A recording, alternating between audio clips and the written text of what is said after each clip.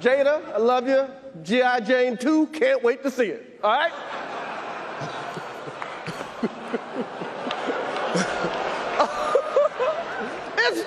That was a nice one. Okay. I'm out here. Richard. Oh, wow. Wow. Will Smith just smacked. Tonight's Oscars, unfortunately, isn't the groundbreaking Best Picture winner Coda. More on that in a minute. But it's what happens now after Will Smith slapped the Chris biggest Rock night live in Hollywood. Now to the Oscars here at home and the slap that is still reverberating through the internet and beyond. The Academy moving ahead with disciplinary proceedings against Will Smith for hitting Chris Rock at Sunday's ceremony. Your Excellencies, ladies and gentlemen, it's my great honor to participate for the 8th time at this important meeting. History is truly at a turning point. We do not yet know the full extent and the systemic and structural changes which will happen. However, we do know that global energy systems, food systems and supply chains will be deeply affected. In times of crisis, the role of governments is more important and more relevant than ever. In conclusion, and despite all the challenges, we have to uphold our responsibility, which we have towards the next generation, and which we can only fulfill through collaboration on a national and on a global level. I wish you an impactful and successful meeting. And the title of this session, are we ready for a new world order? That is the purpose of this discussion today, so let's get on with it. Your Excellency, are you ready for a new world order? And beyond. The Academy moving ahead with disciplinary proceedings against Will Smith. I don't know how to communicate it any better that we are all being distracted. We are living in a matrix that controls our thoughts and our conversations. They have us all talking about the same things that don't matter, keeping us oblivious to the things that actually do matter. In regards to world affairs, everyone has these baseless opinions, making points about irrelevance, while the people in the know actually are talking about and discussing things that actually do matter, discussing where this world is heading and what their expectations are for it and how do we get there. They're preparing their own selves and their families and their companies, while the rest of the masses live in ignorance, discussing Will Smith slapping Chris Rock, or who won the NCAA basketball tournament, or who can actually beat Bobby Flay. We are all being distracted, and for the most part, people are not ready for what is coming to this world. The burden of that is sometimes very hard for me to deal with. It's not like this is just some conspiracy theory that I'm making up on my own views and just speculating. I mean, you literally hear these people talking about what's coming to the world and how the world is about to change. And then you share these things with your family and your friends, and you literally get silence from them. No one responds. Or the ones that do respond say, this is not a big deal because it's not happening for 10 to 15 years. Then you have people planning on making these major moves to chase pre-COVID lifestyles, while the world is preparing to be uprooted and shaken to the core. They don't want to plan around that reality. In fact, they'd rather not even know about it so they can move through their emotions or their feelings or how they would like to think about it. You know what? I mean, at this point right now, I'm just really venting. But, it's true. We are all being distracted. I started this video showing exactly this to the T. The Oscars was held on the night of March 27th. This is when Will Smith did his stage smack of Chris Rock. And the next day, this is all over the news. Everyone is talking about it. But halfway across the world in Dubai, almost 30,000 people from all around the world have gotten together to discuss the future of the world at the World Government Summit. And there is not even a peep from the media about this. You see, they can talk about Will Smith for a week and how unstable Putin is. But as the leaders from all industries talk about the change that will affect the world, they leave the masses completely unaware of it. Now understand, you don't have to follow what the World Government Summit is saying to be prepared. This is not what I'm communicating. It's not about that summit. It's never about knowing everything that is going on in this world. I mean, you can't. It's more about not letting irrelevant actions from known sellouts grab your attention and then present a need for thought or discussion on it, more than really discussing that it was in fact a distraction. I mean, if you even have to really convince folks that it was staged, then there's more that needs to be discussed with that person more than that distraction. Listen, we are heading to a new world order. And before we get there, they will be crashing the world system. Their narrative is already set up for it. So we are just watching the implementation of it all. We need to be ready. This week, I want to be brief and explain what is going on in hopes that everyone watching makes sure that they are getting their houses in order. We cannot afford to be distracted. We must not be asleep. We must stay ready and make sure that we're awake. Let's begin. Okay, so let me get started here because this is how I started the video. Let's talk about the World Government Summit. What is it exactly? Well, on their website, they explain it as such. The World Government Summit organization is a global, neutral, non-profit organization dedicated to shaping the future of governments. The summit, in its various activities, explores the agenda of the next generation of governments, focusing on harnessing innovation and technology to solve universal challenges facing humanity. Since its inception in 2013, the summit has championed the mission of shaping future governments and creating a better future for humanity. The past 7 editions of the summit have successfully established a new model to collaborate on an international playing field to inspire and enable the next generation of governments. So yeah, this was an event that leaders around the world are using to have discussions about shaping the world. And the name of the summit isn't even ambiguous. It's the World Government Summit, discussing bringing about a world government. They don't have to hide it anymore. At the summit, there are so many different topics being discussed in different seminars. For instance, they spoke about the New World Order, and are we ready for it? And the title of this session, are we ready for a new world order? There was a lot of discussion about the future of money and cryptocurrencies. And I think we're at the cusp of embarking on exploring a new technology that is a new technology for money. The new technology for money will power the new financial sectors, which will be the fundamental pillars for every other sector, be it real estate, e-commerce, everything else. Stable coins and CBDCs, central bank digital currencies included. A lot of talk about the regulation of crypto, which is so funny because in my earlier videos about Bitcoin and the mark of the beast, there were so many naysayers about my conclusion of Bitcoin being tied to the mark of the beast, because people truly believe that Bitcoin and cryptocurrencies are decentralized, so that the power is really with the people and not the governments. They think that this cryptocurrencies is power to the people. It's crazy. But those naysayers should really listen to what these people were saying. They spoke about the future of aviation. They also spoke about putting the SDGs, the Sustainable Development Goals, in action. They spoke about the changes the war in Ukraine has and will bring to the world. And they spoke an awful lot about the metaverse and Web3. They discussed the future of the world. And while they were discussing our futures, our news media doesn't bring it up at all. That should tell you very clearly that the news is not about informing us, but about distracting us. Now, obviously, they didn't need to broadcast the whole event, but there could have been mentions. There could be summaries. There could be some kind of coverage. I mean, it's the news. But there was nothing. And they filled our time up with content about Will Smith and their narrative of Putin's blunder in Ukraine.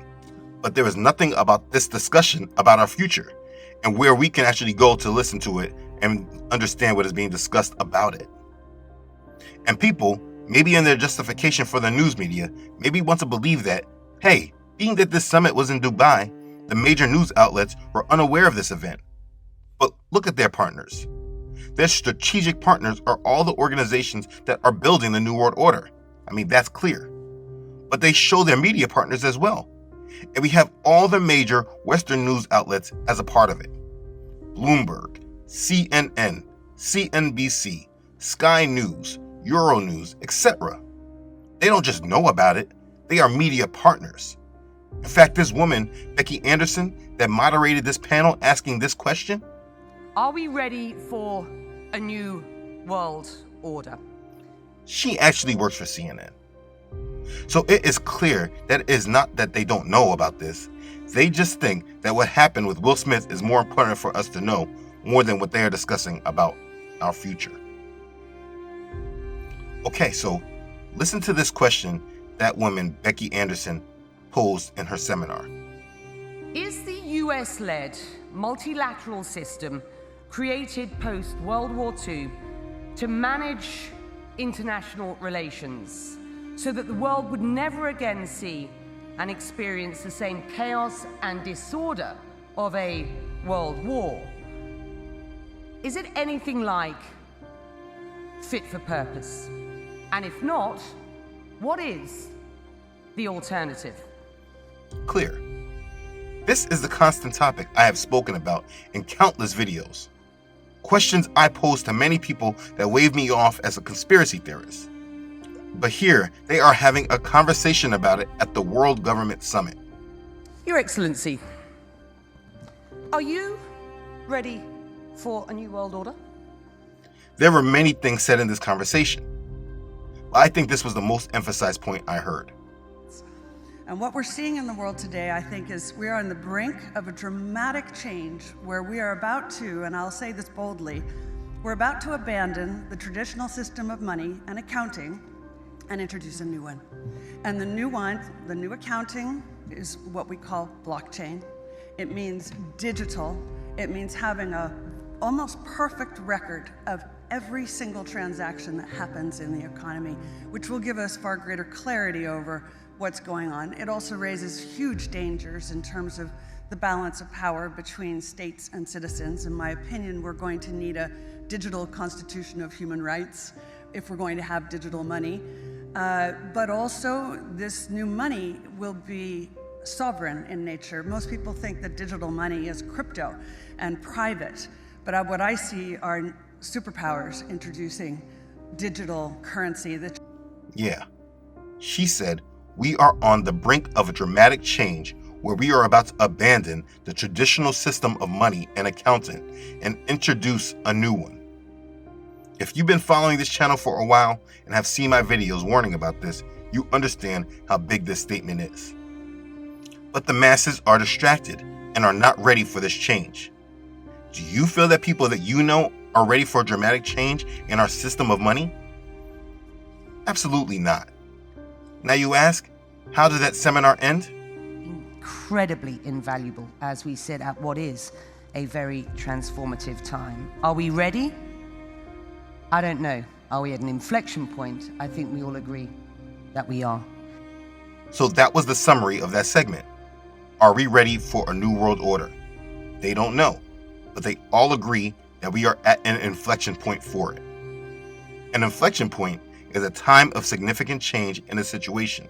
It's a turning point. They all agree that we are at the turning point for a new world order. And this theme of a new world order was constantly communicated during this summit. In the middle of their transitions for their different segments, they constantly played this commercial. There's no longer any doubt that humans are heating up the oceans, land, and sea by burning fossil fuels. The world has to overcome not only the damage done to our economies and our societies by COVID-19, it also has to confront the repercussions.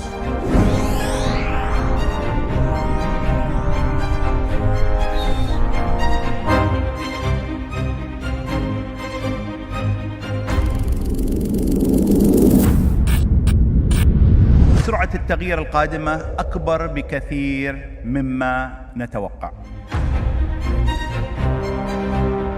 I see a future where the internet is available for free for everyone, and that means the location of power is going to shift. Decentralization of power structures everywhere may be the beginning of that shift in finance, in political power. We have to uphold our responsibility, which we have towards the next generation.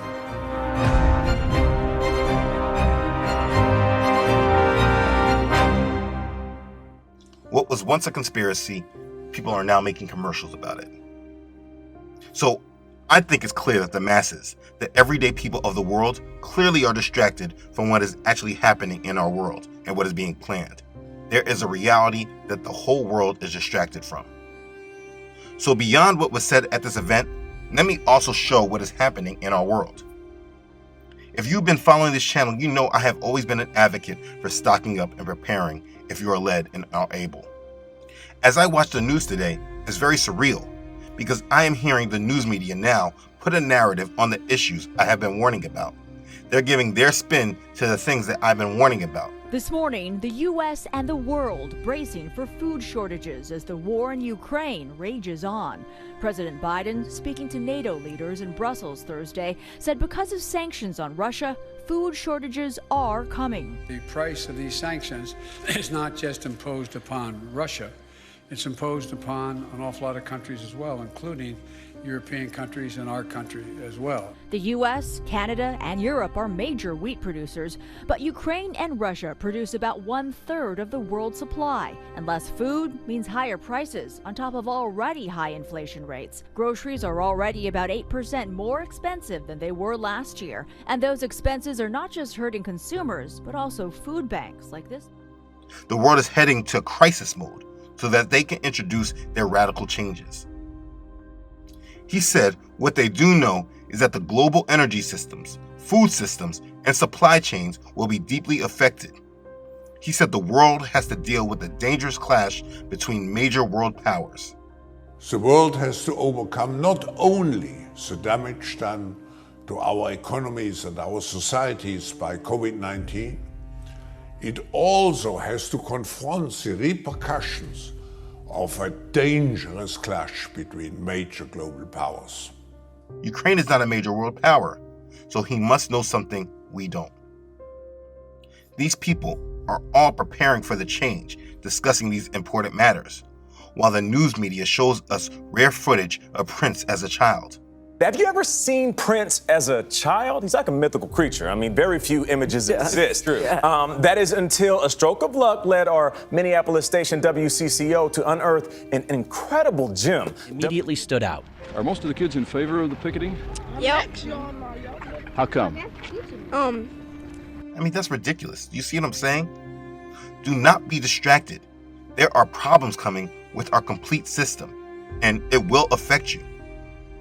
The United States and Europe have ratcheted up sanctions against Russia. I mean, they're really even getting personal, going after Putin's daughters. Responsible nations have to come together to hold these perpetrators accountable. And together with our allies and our partners, we're going to keep raising the economic cost and ratchet up the pain for Putin and further increase Russia's economic isolation. There are threats to China if they assist Russia with getting around the sanctions as well. The U.S. is provoking an economic collapse in Russia by having the Treasury block Russian bond payments, trying to raise the risk of a Russian default of debt. U.S. is building the financial pressure on Russia. Now, after imposing financial sanctions against or following Russia's invasion of Ukraine, U.S. is acting to eat into Russia's holdings of U.S. dollars. In the latest, the United States has stopped the Russian government from paying holders of its sovereign debt more than $600 million US from reserves held at American banks. U.S. has already frozen the foreign currency reserves held by the Russian central bank at U.S. financial institutions in the aftermath of Russia's invasion of Ukraine on February the 24th. Again, this is all about fiat currencies, but this is also war moves as well. Pushing a country to economic collapse are just movements of a financial war. This is how wars escalate. But even more important than that, We are at a time where the Federal Reserve and other central banks around the world are signaling the slowdown and retreat from their easy money principles since 2008. They are raising interest rates and tightening their monetary policy. So just by this action alone, we should all be bracing for a hard economic impact. But because the news is not pushing us to move, and many people don't really understand how important the Fed interest rates are and what an actual tightening means, people are just very still asleep. You see, the news could handle it though and prepare people. When COVID hit, the news was able to make everyone so scared enough to put the mask on. But right now, they're not getting people properly ready for problems that are easy to see coming. Listen, one of the biggest indicators of a recession that we have here in the United States is blinking, flashing red. The yield curve of the United States debt has inverted. This means that the yields on short-term interest rates are higher than the yields on long-term interest rates. Short-term interest rates are higher than long-term interest rates. Understand, normally a lender receives a better yield when they loan out money for a longer period of time. So traditionally, you would get a higher return if you loan out money for 30 years rather than for 10 years. But now the yield curve is inverted. And when the yield curve inverts, it's because people are selling short-term debt because their short-term view is that problems are on the horizon. The inverted yield curve has been an accurate predictor of recessions for almost 50 years or so. But yet again, the public does not seem like they're ready for a recession. Mortgage demand is down more than 40% from a year ago. The 30-year mortgage rate hit over 5%, a rate we haven't seen since 2013, while home prices are up 20%. So the mortgages on inflated priced homes are higher than ever. These are massive economic signals of a major economic slowdown that is on the horizon. But again, the public is not ready for this. And I believe that the reason that most people are able to be asleep is because they believe truly that at some point the government is going to step in and fix their problems. They're putting their lives in the hands of the government. And I make these warning videos to make sure that you understand you cannot do this. You cannot do this because there is way more to this story than what most people are understanding. You see, when looking at this, most people may want to look at it all from a secular point of view, which helps them believe it will all get worked out. But it's important to understand that this is not just a secular issue, but it's also biblical as well. The Bible prophesies of these events, which is why people need to read and study their Bibles. The fact that the Bible has prophesied of major inflation and food shortages should be very telling of the times that we're all in. This is all prophesied in the opening of the 7 seals. This is when we see what is referred to as the 4 horsemen of the apocalypse. Let's read it in Revelation chapter 6. Now I saw when the Lamb opened one of the seals, and I heard one of the 4 living creatures saying with a voice like thunder, "Come and see." And I looked, and behold, a white horse. He who sat on it had a bow, and a crown was given to him, and he went out conquering and to conquer. And when he opened the 2nd seal, I heard the 2nd living creature saying, "Come and see." Another horse, fiery red, went out, and it was granted to the one who sat on it to take peace from the earth, and that people should kill one another. And there was given to him a great sword. When he opened the 3rd seal, I heard the 3rd living creature say, "Come and see." So I looked, and behold, a black horse, and he who sat on it had a pair of scales in his hand. And I heard a voice in the midst of the 4 living creatures saying, "A quart of wheat for a denarius, and 3 quarts of barley for a denarius, and do not harm the oil and the wine." And when he opened the 4th seal, I heard the voice of the 4th living creature saying, "Come and see." So I looked, and behold, a pale horse, and the name of him who sat on it was Death, and hell followed with him. And power was given to them over a 1/4 of the earth to kill with sword, with hunger, and death, and by the beast of the earth. That's Revelation chapter 6, verses 1 through 7. Now I speak on this in greater detail in the Revelation series part 2, but I'm going to speak specifically on the 3rd and 4th seal. The 3rd seal the black horse? When the living creature says, a quart of wheat for a denarius, and 3 quarts of barley for a denarius, and do not harm the oil and the wine? This is inflation, hyperinflation actually, and is very telling of this time because wheat is the most specific point that they are speaking about in reference to food shortages. The U.S., Canada, and Europe are major wheat producers, but Ukraine and Russia produce about 1/3 of the world's supply. And less food means higher prices on top of already high inflation rates. Groceries are already about 8% more expensive than they were last year. Many people don't recognize this prophecy is speaking of hyperinflation because they don't understand the currencies of Rome during those times. So let's understand. A denarius during those times was worth 1 day of wages. So let's say making $10 an hour, a day's worth of wages may be $80. So imagine a quart of wheat for a denarius is saying like $80 for a loaf of bread. John was referring to hyperinflation.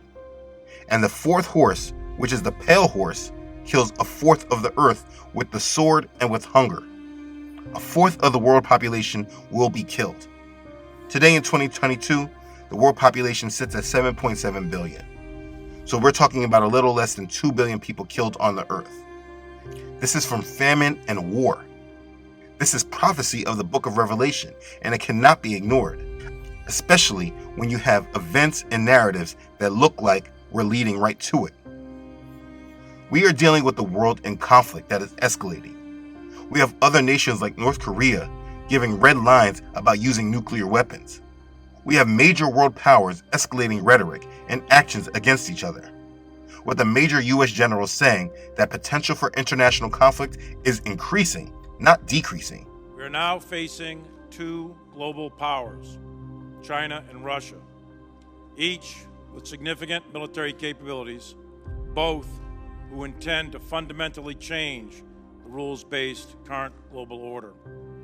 We are entering a world that is becoming more unstable, and the potential for significant international conflict between great powers is increasing, not decreasing. It also has to confront the repercussions of a dangerous clash between major global powers. Ukraine is asking NATO for more weapons, and weapons. My agenda is very simple. It has only 3 items on it. It's weapons, weapons, and weapons. And NATO members like Poland are thinking about involving themselves in the war, which would just escalate everything. War is coming, but most people ignore what's going on because they don't see how this actually will affect them. But war is escalating, and we cannot ignore it. If you tie in what they're saying at the World Government Summit, what Klaus Schwab alluded to without giving you details, you can understand what is happening in this world, and it is up to each of us to be ready and not asleep. We should be expecting a major cyber attack or attack on our energy systems. Don't expect things to just happen in a predictable manner. As events happen, it happens in the form of a story. So it all depends on how they decide to tell it. But the world is headed to a controlled takedown, and we are just watching how the narrative forms and how it comes. But we should be living in truth and not asleep. But the unfortunate thing is, most people are asleep. I know people close to me who are asking for time frames. They want to make these major decisions because they think that they have time before things get bad. But this is not something that we can time. All we can do is rest and trust in Father and move to His will and put our faith and trust in Him and move according to His will and be led by His Spirit. Because we cannot control what's happening here. All we can do is rest in Father who will protect and guard us. There is a time coming that will consist of death, conflict, and hunger. We are being warned of these things, these events, and we are seeing it with our own eyes. People feeling a little better now that gas stopped at an average of $4 for regular. But it's going higher. It just took a short break in its climb.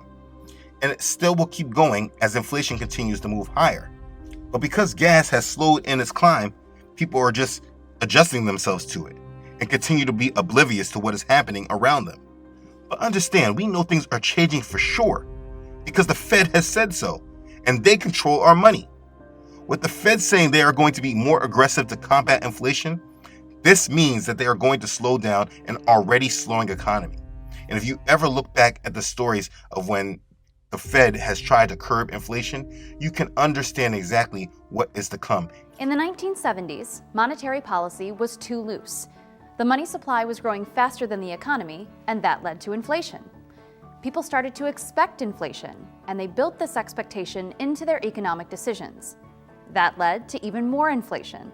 High inflation, plus other shocks to the economy, like a quadrupling of oil prices, led to a bad recession with periods of high unemployment. This may be the worst weekend they've ever faced for finding gasoline to give them the automobile freedom they take as their due. Gasoline shortages are spreading across the country. Odd even service, gasoline lines, and closed gas stations are becoming increasingly common. Neil, isn't this disgusting? Why doesn't anybody contact the president? Why is he letting this happen to us? To sum up in the word of one irate motorist, the first day of the odd-even system was a disaster. Gas lines at many stations were a lot longer than normal. Line today is longer than it's ever been. I have no explanation for it. This gas line at one station on the Upper West Side ran from 96th Street and West End Avenue all the way up to 102nd Street. As might be expected, the longer the line and waiting time, the angrier some motorists became. I think it's terrible. I really think it's terrible. I'm in here for an hour already. There's no shortage. I don't believe there's a shortage. Change is on the horizon, and people should be prepared for it. There's a great deal of people that are just not ready for what is coming, but you cannot be one of them that's on that list. We are headed to the Great Tribulation, and Father requires us to be awake and walking aligned with Him, trusting in Him. His messages hit really hard right now when you see how He has told us to be. But concerning the times and the seasons, brethren, you have no need that I should write to you. For you yourselves know perfectly that the day of Yahuwah so comes as a thief in the night.